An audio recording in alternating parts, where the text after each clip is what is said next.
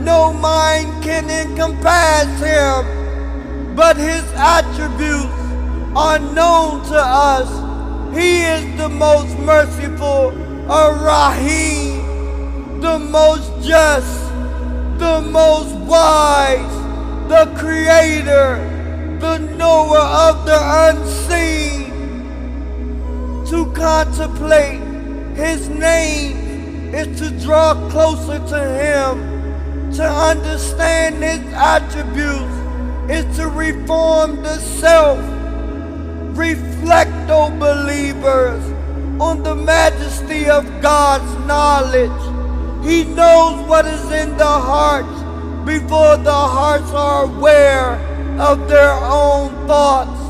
He knows the leaf that falls in the darkness of the forest and the whisper that passes in your souls. His knowledge is not acquired, it is eternal.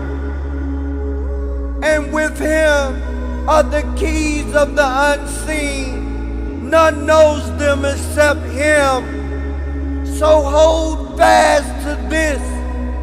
The more we know our Lord, the more we love him.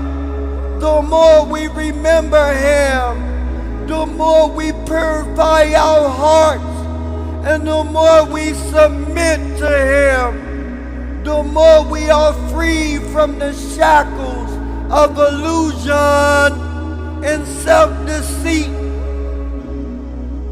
All praise is due to God, Lord of the world.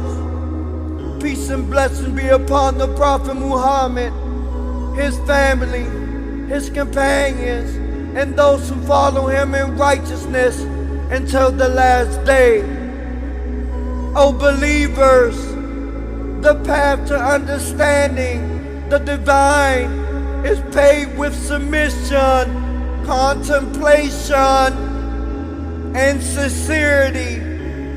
When you make dhikr, remembrance, you are not merely repeating names, you are invoking realities.